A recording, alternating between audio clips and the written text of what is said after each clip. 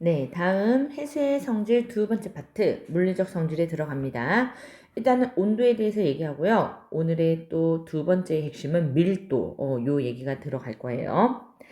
해수의 온도는 일단은 우리가 표층수온, 이라 그래서 표층의 수온을 먼저 얘기할 거고, 그 다음에 점점 수온 약층, 심해층 이렇게 들어가면서 온도 분포, 수온 분포를 볼 겁니다. 일단은 표층은요, 태양 복사 에너지를 직접 전달받기 때문에 얘네들이 가장 큰 영향을 미치고 위도나 계절에 따라서 달라진다라는 특징이 따라오겠죠. 기타 요인으로는 수륙 분포, 복잡할수록 해류나 온도, 기후에 영향을 미치기 때문에 이러한 상관관계가 또 있습니다. 표층수온 분포의 특징 이렇게 나와 있는데 전 세계 해양의 표층수온은요, 약 0에서 30도 여기를 왔다 갔다 할 거예요. 위도에 따라 다를 거고 그 그림이 여기 중간에 나와 있죠. 위도별 표층수온 분포 변화값이요. 아까 염분보다는 훨씬 변화량이 크지. 이런 것들도 눈여겨보세요. 저희도에서 고위도로 갈수록 수온은 낮아집니다. 왜? 태양복사 에너지가 적게 도달하니까요. 그게요. 태양복사 에너지가 적어진다. 요 내용을 태양의 고도로 태양 고도 이렇게 판단할 수 있어요. 수온이 위도와 나란하게 감소하는 이러한 경향을 볼 수 있는데요. 온도가 같은 그러한 선들을 우리가 등소운선 이렇게 얘기를 하지. 그게요, 위도와 나란할 때 우리가 어떠한 곳에서 경향을 더 잘 따르는지 요거를 보면은 북반구와 남반구 이렇게 됐을 때요, 남반구의 대륙이 더 적단 말이야. 대륙이 더 적기 때문에 이렇게 나란한 위도와 나란한 수평이 보이는 요 등수원선이요, 남반구에서 더 잘 따라요. 오케이? 북반구는 대륙이 더 많기 때문에 북반구에서는요, 이러한 해안선과 나란한 부분이 요렇게 해안선과 나란한 부분이 등장하게 될 거야. 그런 것들도 보기에서 잘 캐치하십시오. 동일한 위도대에서는요, 해류나 용승 등의 영향을 받다 보니까 난류의 영향을 받는 곳이 당연히 따뜻할 거고 한류의 영향을 받는 곳은 당연히 추울 겁니다. 오케이. 태평양의 서쪽이 그래서 난류의 영향으로 수온이 더 높고요. 동쪽은요, 한류의 영향으로 수온이 더 낮아요. 우리가 북태평양에서는 이렇게 시계 방향으로 이렇게 여긴 대서양이네. 이쪽에 태평양인데요. 이게 조금 잘려진 위치가 달라서 시계 방향으로 요렇게 내려오는 거야. 연결이 이렇게 돼요. 남태평양은요, 시계 반대 방향으로 요렇게 무역풍대에서 가다가 요렇게 올라옵니다. 그런데 보시면 얘들아, 고위도에서 저 위도로 이렇게 내려오니까 여기 태평양의 여기가 동쪽이거든. 여기가 찬 해수가 되는 거야. 한류가 흐릅니다. 마찬가지 고위도에서 저 위도로 남반구도요. 여기 동쪽 태평양 쪽이요. 얘가 이렇게 온도가 낮아요. 그러면 여기가 서태평양 이쪽이거든. 서태평양은요, 지금 저 위도에서 연결해서 그리면 저 위도에서 이렇게 와서 이렇게 내려온단 말이야. 이렇게 와서 이렇게 되는 상황이지. 그래서 서쪽이요, 얘네들이 저 위도에서 올라온 난류의 영향으로 수온이 높고요. 마찬가지 저 위도에서 이렇게 오잖아. 그러니까 얘도요, 수온이 높습니다. 따라서 서쪽이 수온이 높고 난류의 영향, 동쪽이 수온이 낮다 한류의 영향, 이렇게 연결될 수 있겠죠. 계절에 따른 거 우리나라로 치면은 겨울 당연히 낮겠고, 그리고 여름 당연히 높겠고, 이런 상황인데요. 계절에 따른 수온 변화의 정도라고 했지. 그래서 대양의 중심부, 태평양이든 대서양이든 이러한 중심부와 주변부, 대륙 연안이라고 이렇게 봤을 때요, 대륙 연안의 기온차, 이게 더 큽니다. 왜 그럽니까? 비열과 관계가 있는데 비열은 땅이 물보다 작아. 즉 해양, 물로 대부분 되어 있지. 해양이 비열이 크단 말이야. 계절에 따른 온도 변화가 해양이 그래서 작습니다. 연결되죠. 대륙의 기온차, 연교차 훨씬 크고요. 해양의 수온차, 연교차 훨씬 작습니다. 오케이. 필중수원의 연교차는요, 적도, 중위도, 극지방에서 모두 다 크진 않아 그런 상황이고, 태양 고도와 지표면에 도달하는 태양 복사 에너지의 양, 이렇게 한 번 더 체크하세요. 연직 수온 분포, 요거는 통합과학에서도 우리가 배웠었는데 해수 표면부터요 태양 복사 에너지 양이 점점 줄어들 거란 말이야. 왜? 수심이 깊어지니까 도달하는 양 자체가 표면에 가장 많고 깊어지는 수심에 따라 줄어듭니다. 오케이? 약 10% 이내에서 흡수량이 거의 대부분이다 라는 거. 그러니까 일단 얘네들의 그림을 여기에서 같이 보시면 얘네들 혼합층 태양 복사 에너지 때문에 이렇게 수온이 높은 거거든. 영향 받습니다. 바람에 의해서 수온이 일정하게 이렇게 섞인 거야. 바람 영향 받습니다. 오케이. 수온 약층. 여기 혼합층의 요 온도가 수온 약층의 시작 온도가 높죠? 그런데 수온 약층이 끝났어. 여기까지는 봤더니 수온이 급격하게 이렇게 낮아졌잖아. 그래서 요 구간에서는요. 수온이 급격하게 낮아졌다. 그래서 수온 약층 이렇게 얘기를 하고 아래쪽이 차가워. 위쪽이 따뜻해. 그러다 보니까 얘네요. 대류를 안 합니다. 바람의 영향이 있었다면 얘네도 일정하게 수온이 유지됐겠지. 그런데 태양 에너지의 영향은 있어요. 왜? 시작 온도, 스타트 온도가 결정되니까. 오케이. 심해층 깊이 내려가면 내려갈수록 온도가 변화 없어. 그래서 얘네들은요.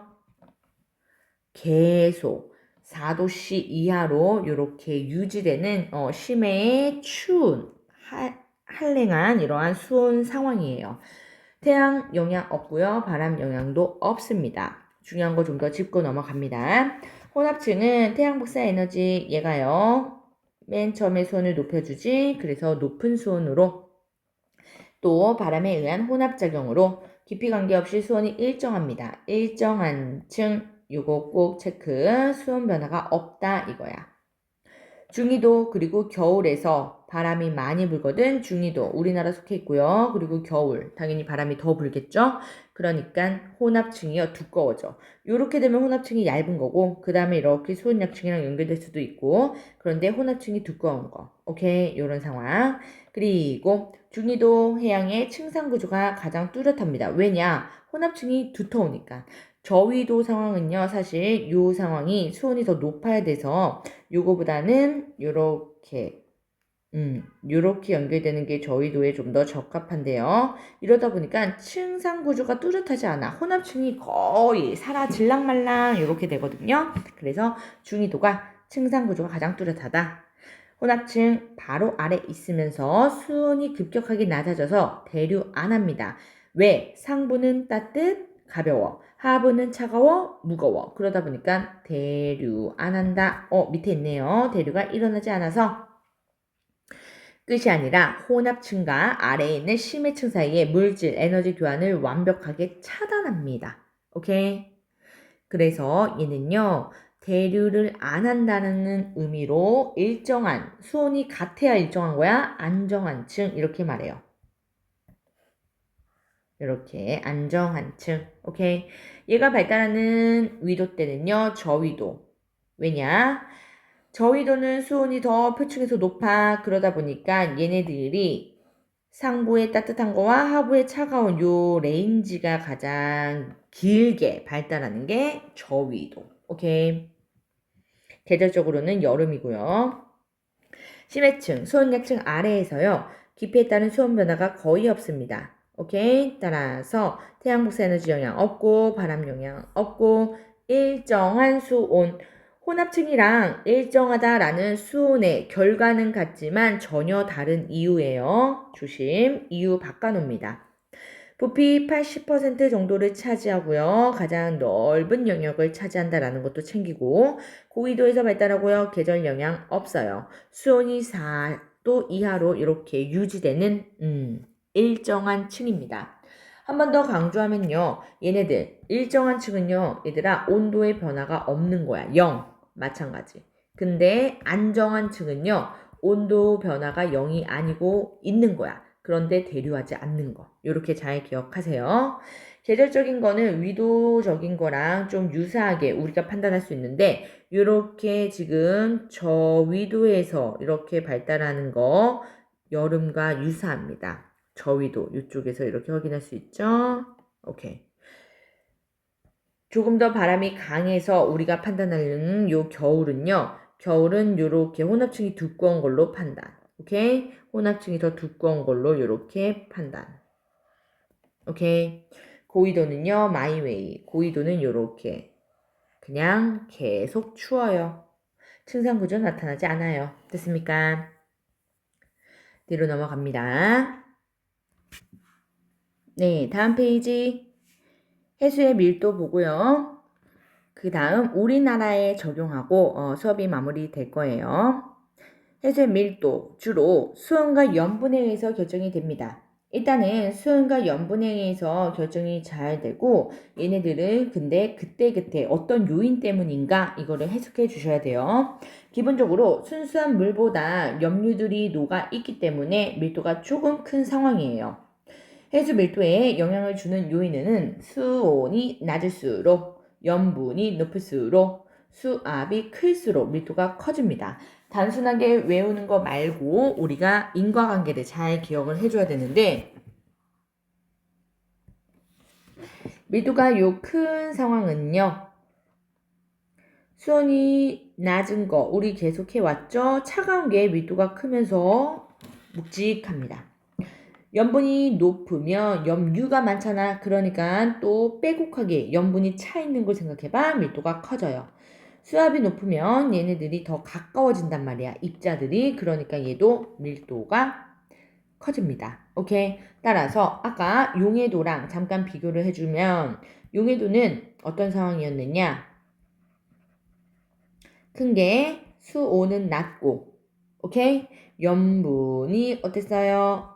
낮았어. 그리고 수압은 또 높았고. 그래서 요 염분이 요렇게 또 반대 상황이다 보니 이거 그냥 증가, 감소, 비례했나 반비례했나 이런 식으로만 기억했다가는 단기, 암기에서 우리가 헷갈리기 아주 좋습니다. 그러니까 꼭 인과관계를 정확하게 이해하십시오.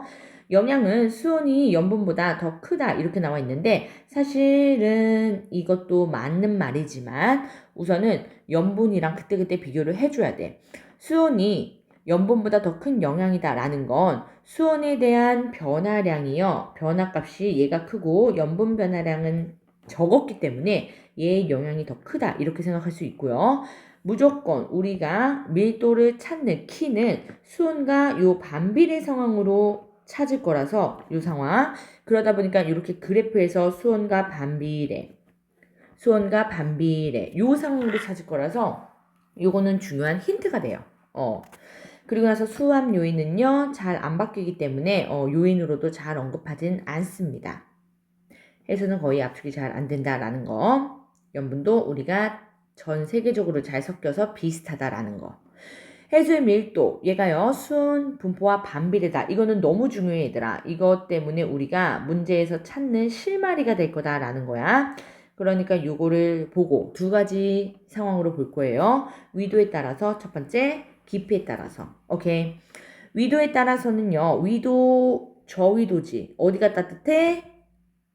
저위도. 그러니까요, 그때 수온 분포를 먼저 찾는 거야. 따뜻한 거.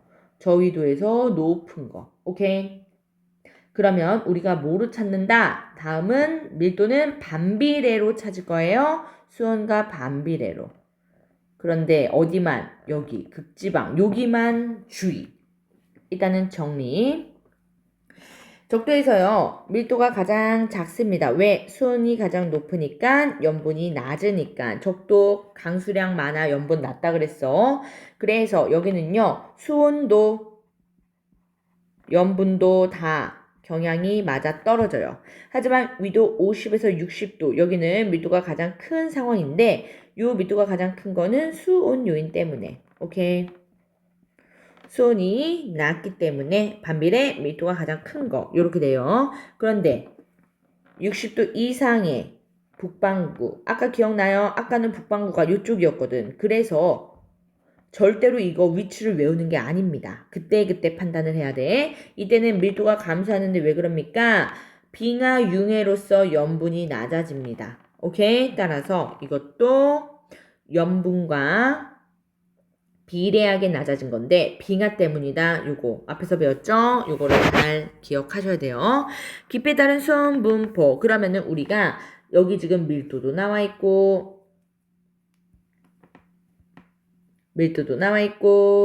수온도 나와 있고 그리고 수심도 나와 있고 그 다음에 나중에는 여기 이쪽 측면에도 다른 요인이 또 들어갈 수 있거든. 그랬을 때마다 어떤 걸 읽어야 하는가 이거를 잘 봐야 돼. 오케이? 얘가요. 수온 입장에서 이거를 안 줄 거란 말이야. A, B 이런 식으로 줄 거란 말이야. 그랬을 때 깊이가 여기 가장 표층이잖아요. 요 표층의 가장 높은 얘가 수온이 될 수밖에 없는 거지. 그래서 요걸 가지고 A가 수온이구나 이렇게 먼저 찾습니다. 그러면 A가 수온 찾았네? 그럼 요 A가 수온이기 때문에 요 수온을 가지고 반비례 상황으로 우린 B를 찾는 거지. 반비례 상황으로 밀도. 오케이? 그래서 밀도는요. 요렇게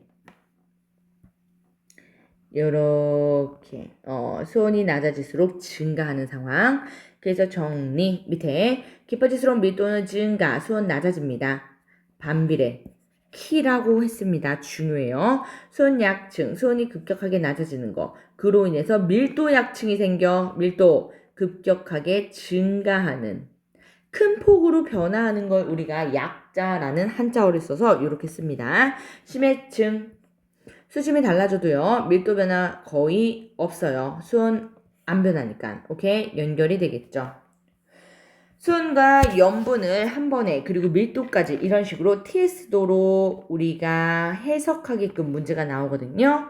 수온과 염분, 밀도 사이의 관계를 그래프로 나타낸 거예요. 수계라는 건 뭐냐? 우리가 고지자기에서는 지괴 들어봤어. 그리고 기단에서는 기체의 덩어리. 오케이? 기단. 그런 상황으로 물리적 화학적 성질이 비슷한 여기 수계는 해수의 덩어리, 지괴는 땅. 오케이? 암석 덩어리. 그리고 기단은 기체의 덩어리 이런 식으로 묶어서 우리가 부르는 거야. 스케일이 큰 것들. 수온과 염분이 가장 중요한 요인이다 라고 얘기하는데 TS도에서 수온 염분도를 해석해 볼 겁니다. 체크 포인트 볼게요. 일단은 A의 물리량들을 읽을 거야. A의 물리량을 읽으면 수온이에요. 15도. 염분은요. 35 PSU. 오케이. 밀도는요. 1.026g per 세제곱 센티미터. 이렇게 되네요. A에서 C의 물리량을 비교한대요. 수온이 누가 높니? 라는 건데요. 얘가 가장 위입니까? 아니요. C. 그래서 C, A, B. 이렇게 되네요. 염분도 여기 염분 C, A, B 이렇게 되고 밀도는 A가 가장 작고요. 등밀도선인데 요것들이 등밀도선에서 위쪽으로 갈수록 지금 작아지고 아래로 갈수록 커지는 상황. 오케이? 등밀도선에서 이렇게. 그러니까 지금 가장 아래쪽에 있는데 얘네 B랑 C는 지금 같은 밀도 상황. 요걸로. 이해됩니까? 따라서 BC는 같습니다. A는 작고요. 그러면 왜 얘네가 밀도가 큰가? 어떤 요인 때문인가? 볼게요. B는 A보다 염분은 어때? 낮지만 수온이 낮아서 그래서 밀도가 크네요. 천천히 따라오세요. 수온 요인 때문에. C는요. A보다 수온이 높지만 오케이? 염분이 어때? 높아서 그래서 밀도가 크네요. 얘는 염분 요인. 이런 식으로 그때그때 해석을 해줘야 된다. 이 뜻이에요. 같은 밀도의 바닷물 BC. 왜? 얘 밀도 같다. 등밀도선 상에 있죠? 그 위에 있는 점을 상에 있다. 우리가 이렇게 표현해. 그런 상황에서요. 밀도 섞으면 어떻게 판단합니까? 두 점을 이어서 밀도가 이렇게 요 경향 아래로 갈수록 증가 증가하는 걸 우리가 판단하는 겁니다. 밀도가 같은 두 해역의 바닷물을 섞으면 얘네들 직선거리 그린 다음에 아래로 가면은 증가. 오케이. 이렇게 판단. 해수의 밀도와 어는 점의 관계를 또 이해할 건데요. 최대 밀도 그래프가 있고요. 어는 점 그래프가 있거든. 최대 밀도와 어는 점 그래프의 기울기가 일단 다릅니다. 최대 밀도 그래프 얘가 기울기가 더 크고요. 어는 점 변화 그래프 기울기가 더 작아요.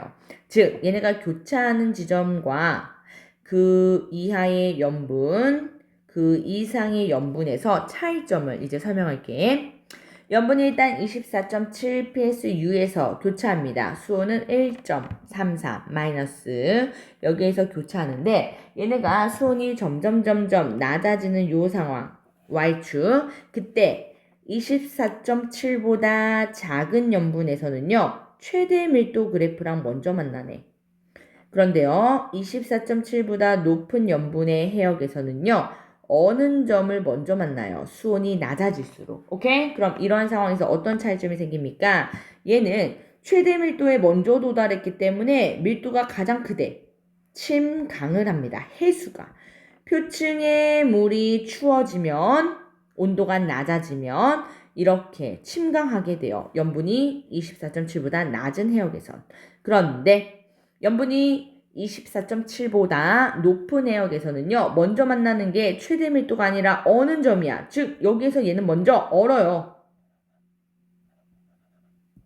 그러면은 얼었지. 이게 순수한 물을 끌고 와서 언다. 선생님이 이렇게 생각하라 그랬지? 그러다 보니까 나머지 해역은요. 밀도가 더 커져. 무슨 말인지 이해돼? 그러다 보니 얘는요. 절대로 침강할 수 없고 둥둥둥 떠다니는 빙산이 됩니다. 오케이? 따라서 염분에 따라 전혀 다른 해역의 모습이지 1번 동그라미 얘보다 작은 해수 그때 표층수가 침강, 심층수와 호납 온도가 낮아져 얘는 가라앉을 수 있는데 최대 밀도에 도달했으니까요. 염분이 24.7의 이상입니다. 그런 해수에서는 어느 점을 먼저 만나지? 그러면 표층부터 얼었어. 하지만 계속 밀도가 커지기 때문에 주변의 염분이 높아지면서 밀도가 커지기 때문에 절대로 못 가라앉습니다. 오케이? 이런 것들도 눈여겨봐두는 게 좋아요. 우리나라 주변 해수의 성질로 들어와서 마무리해 봅시다. 우리나라 주변의 바다, 표층수원 1번 반가로에서 볼 거고요. 2번 반가로에서는 염분 요 두 가지를 구분해서 생각해야 돼. 그래서 표층수원 먼저 들어가 보자. 그 다음에 염분. 오케이? 우리나라는요 일단 위도에 따라서 그리고 계절에 따라서 지역에 따라서 이렇게 구분을 할 건데요. 표층수원 분포가 우리나라 내에서도 위쪽 고위도 더 당연히 낮겠죠. 저위도 높아요. 계절에 따른 표층수온의 분포 이렇게 나와 있지. 얘네 계절풍 및 대기와 해양에 계속 섞어줄 겁니다. 그래서 여름철 수온이 높고 겨울철 수온이 낮은데 주의해야 하는 거 수온 차이라고 했어 얘들아. 그러면 그 갭은 겨울철이 더 큽니다. 오케이? 그래서 그냥 수온 물어본 거랑 수온 차 물어본 거랑 달라요. 조심. 지역에 따른 수온 분포 황해는요. 잘 체크. 수온의 연교차가 가장 커. 동해는요. 위도에 따른 수온 차이가 가장 커. 말이 비슷비슷해 보이지만 분류를 정확하게 해야 돼. 남해는요. 수온 차가 가장 적어요. 오케이? 따라서 이 상황으로 가장 작은 연교차가 나타난다. 이렇게 풀어서 나왔을 때 남해구나. 이렇게 눈치를 채셔야 돼요. 이유 들어갑니다. 황해는 수심이 가장 얕기 때문에 해수면의 온도 상승을 잘하고 그러다 보니 심해층에는 온도가 4도씨 이하로 거의 모든 위도대에서 계절 상관없이 유지된다 그랬거든. 수온 약층이 잘 발달합니다. 그러니까 연교차가 가장 크겠지. 오케이? 황해의 근데 연안 가장자리라고 나왔을 때는요 또 조금 다른 양상을 보이는데 육지 영향을 많이 받아요. 비열이 작았잖아. 그래서 얘네들은요 조류도 강하고 혼합이 활발하게 일어납니다. 그리고 여름철이 되면요. 집중 강우가 내려서 하천수 유입량도 많아져 겨울철에는 수직 혼합이 활발해져. 즉 수온약층이 오히려 사라집니다. 오케이? 수온약층이 잘 발달한다고 했다가 사라진다고 했다가 어디를 물어보는지 잘 봐야 돼요. 일반적인 황해 그리고 황해의 연안 주변부. 동해는요. 특징 위도에 따른 수온 차이가 가장 큽니다. 위도에 따른 그거를 남북 차이 이렇게도 말할 수 있어요. 한류와 난류가 만난다라는 걸로 조경수역이다. 요거는 꼭 들어본 거 알고 있어야 됩니다. 이걸로 인해서 우리 좋은 어장을 형성하게 돼요. 오케이? 찬 해수와 따뜻한 해수의 장점들이 있어서 그리고 살고 있는 어종들이 다르거든요. 얘네들 당연히 한랭한 위에서 내려올 거고 따뜻한 아래에서 올라갈 거고 그 위치에서 좋은 어장이 발달된다. 요 내용. 남해는 수온이 높은 크로시오 해류. 얘는 이따가 나오겠지만 염분도 높았지? 수온이 높으니까요. 오케이? 계속 따뜻. 연교차가 가장 작습니다. 해수와 육지의 기후에서는요. 우리나라 12월의 최저 기온을 나타나고요.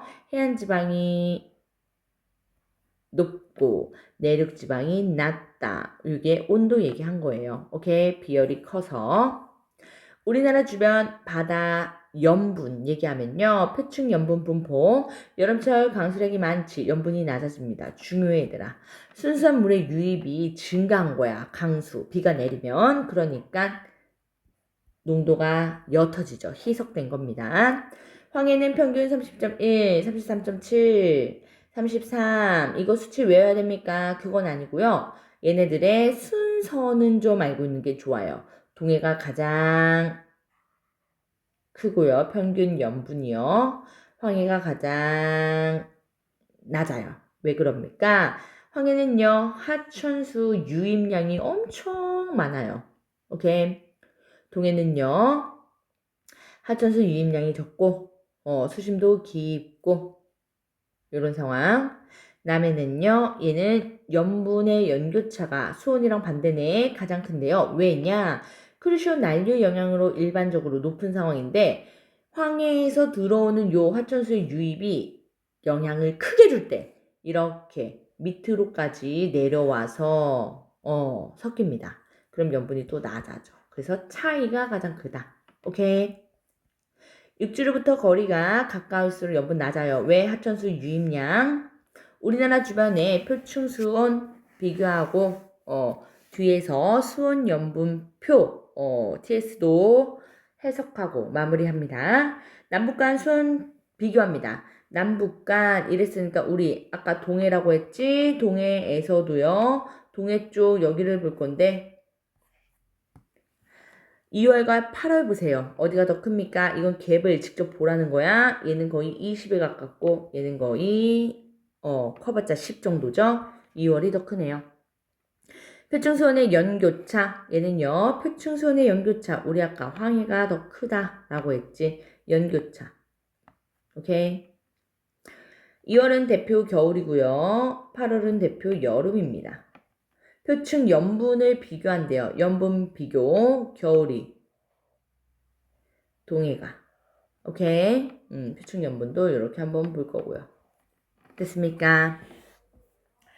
뒤에서 요 탐구해 봅시다. 요거 잘 보시고 요거는 한 번쯤 읽어 보십시오. 해석하는 방법이고요. 적용해 봅시다. 수원 염분도 요거 문제로 체크하면서 마무리할게요. 요 내용을 먼저 읽어보고 그 다음에 먼저 적용해보기. 오케이. 잠깐 시간 줄게요. 보자 얘들아. 표층. 일단은 여기 10m까지지. 어때? 수온 변화가 없네. 일정하네. 그래서 혼합층. 이렇게 해석하는 거야. 여기 수온, 그리고 염분, 그리고 밀도 이렇게 다 들어가 있기 때문에 문제에서 왔다 갔다 헷갈리시면 안 돼요. 10에서 100m까지는요. 10에서 100m까지 봤더니만 이렇게 수온 변화가 급격하게 있죠. 그래서 수온 약층. 오케이. 100m 이하에서도 수온 변화가 거의 없네요. 그래서 심해층. 그럼 체크 포인트 들어가 보자. 그림은 어느 해역의 수심에 따른 수온 염분도를 나타낸 것인데요. 혼합층의 두께 봤더니만요. 수온 변화가 거의 없이 일정한 층 155K. 그쵸? 수온 약층은요. 800에서 2000 구간에서 뚜렷합니까? 뭐야 800에서 2000 여기도 수온이 일정한데요? 예, 아니지. 그치? 어딥니까? 여기가 되겠네. 수온 약층은 150에서 800. 여기가 되겠네요. 밀도 변화는요. 2000에서 5000m 구간에 여기에서 가장 크게 나타난대요. 2000에서 5000 여기 구간 여기거든 얘들아. 여기에서 가장 큰지 볼까? 얘 어때? 등밀도선의 경향과 나란하잖아. 그러니까 얘는 밀도가 거의 유사할 겁니다. 변화 없을 겁니다. 오케이? 따라서 기억이 되는 상황. 이런 문제 잘 풀어서 만나도록 합시다. 고생 많았어요.